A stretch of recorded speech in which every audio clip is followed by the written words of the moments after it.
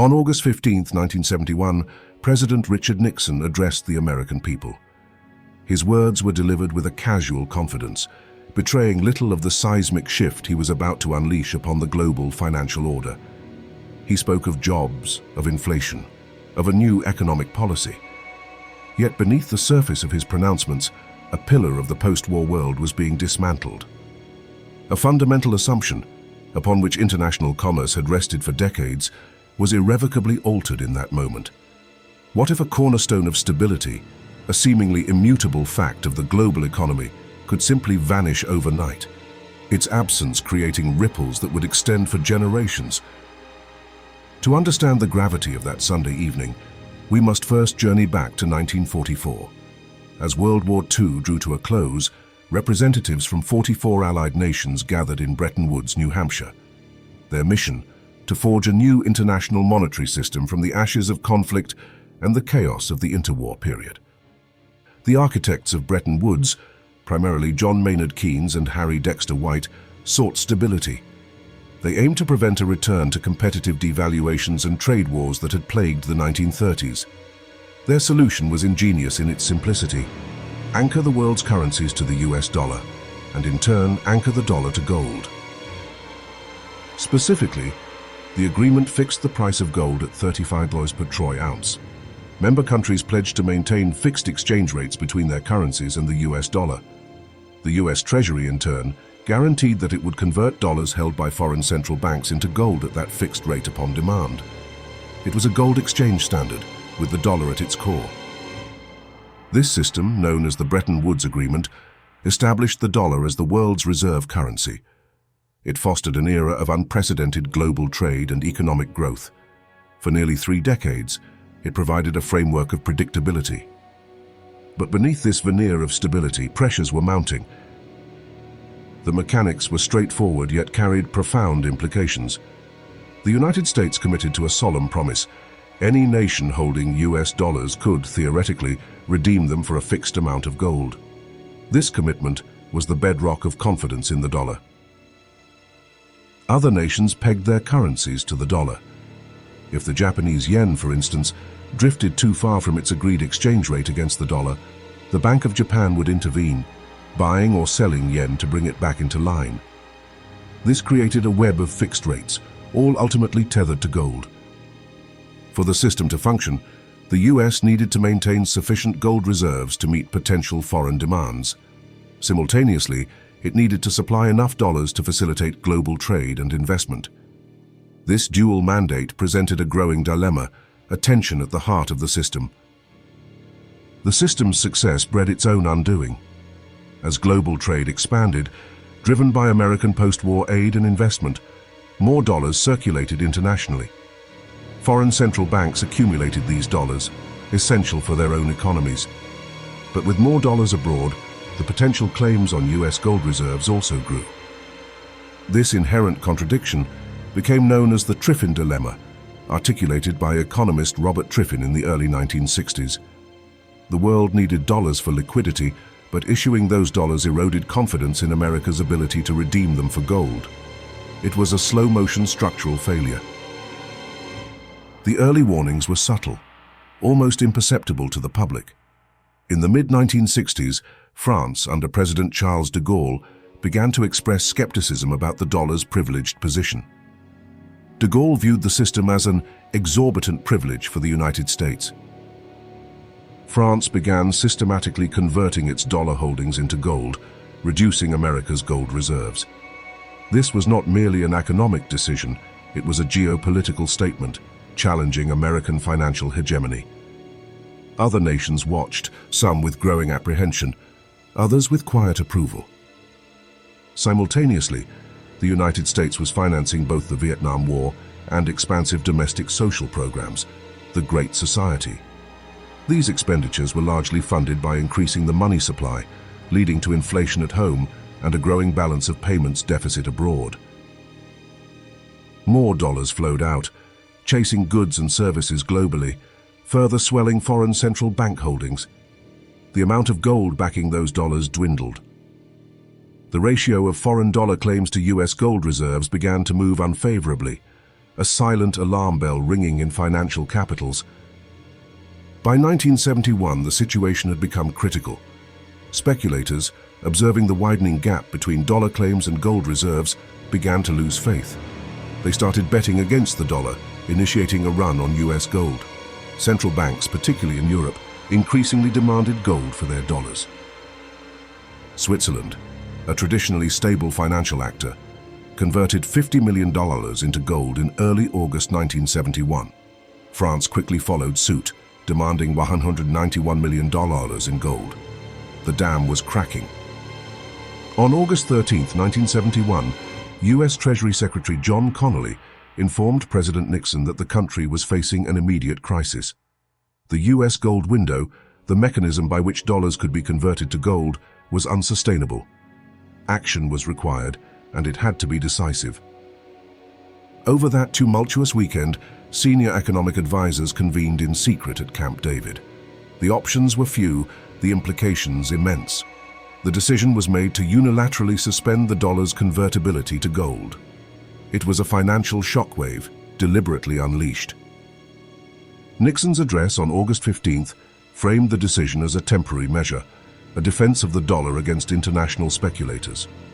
He declared, "I have directed Secretary Connally to suspend temporarily the convertibility of the dollar into gold or other reserve assets.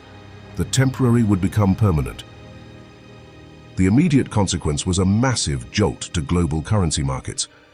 The fixed exchange rate system of Bretton Woods dissolved. Currencies, no longer tethered to the dollar, began to float freely against each other. It was a new era of volatility. The dollar immediately depreciated against other major currencies. This devaluation made American exports cheaper and imports more expensive, a stated goal of the Nixon administration's policy, known as the Nixon Shock. Inflation, already a concern in the US, became a more persistent problem. Without the discipline of gold convertibility, governments had fewer constraints on printing money. The link between monetary supply and a tangible asset was severed. The 1970s saw a surge in global inflation, fueled by rising oil prices and expansionary monetary policies. While not solely attributable to the dollar shock, the abandonment of gold convertibility removed a crucial anchor, allowing monetary policy to become more flexible and at times more inflationary.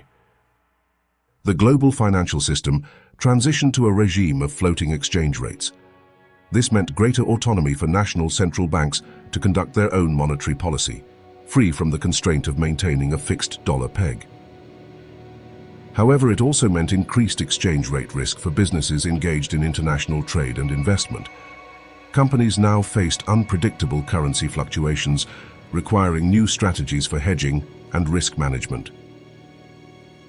The role of the International Monetary Fund, IMF, initially conceived as a supervisor of the fixed exchange rate system, had to be fundamentally redefined. Its new mandate shifted towards monitoring economic stability and providing assistance in times of financial crisis, rather than enforcing currency pegs. Emerging markets in particular faced new challenges. Without the stability of a fixed dollar link, many developing nations struggled with currency crises and capital flight, especially in the 1980s and 1990s. The removal of the gold standard allowed the US government unprecedented flexibility in financing its expenditures, particularly deficit spending. There was no longer a direct, physical limit on the amount of money that could be created to fund wars, social programs, or economic stimulus. This change fundamentally altered the relationship between government and monetary policy. Central banks gained immense power, becoming increasingly responsible for managing inflation, unemployment, and economic growth through interest rate adjustments and quantitative easing. Gold itself was transformed. From a monetary anchor, it reverted to a commodity, albeit a special one. Its price soared in the decade following 1971, reflecting a loss of confidence in fiat currencies and a desire for an alternative store of value. The immediate beneficiaries of the floating rate system were often those with strong export industries, as their currencies could adjust to maintain competitiveness.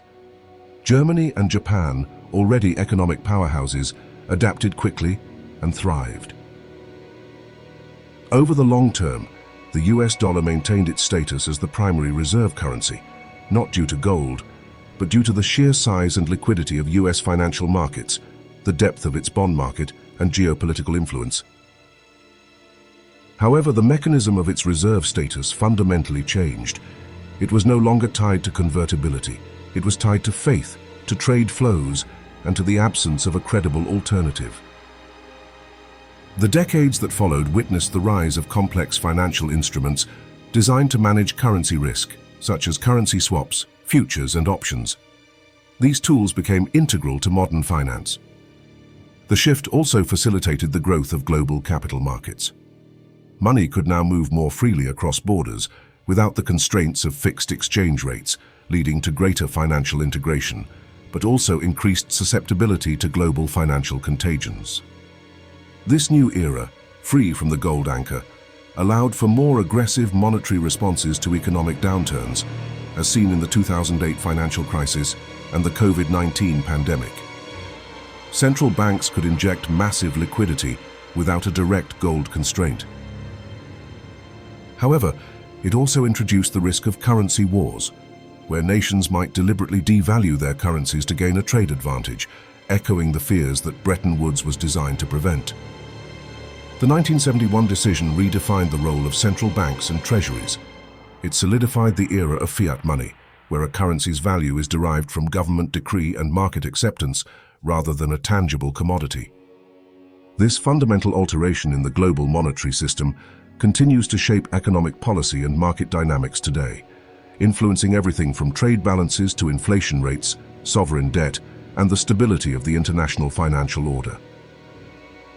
The events of August 1971 serve as a stark reminder of the impermanence of even the most robust financial structures. What appears as a bedrock of stability can, under immense pressure, yield and fracture. The temporary suspension of gold convertibility became a permanent fixture, revealing that political will and economic necessity can override even foundational international agreements. The quiet unraveling of Bretton Woods was a testament to the dynamic tension between national economic interests and global financial architecture. The choices made then continue to resonate, shaping our understanding of money, value, and stability. The gold standard, in its various forms, represented a belief in external discipline. Its abandonment ushered in an era of greater flexibility, but also greater responsibility for policymakers and greater uncertainty for markets. The dollar shock of 1971 illustrates that economic history is not a series of isolated incidents, but an interconnected tapestry of cause and effect, where a single decisive moment can reshape the world for decades. What fundamental economic assumption do you believe is most vulnerable to a similar sudden rupture today?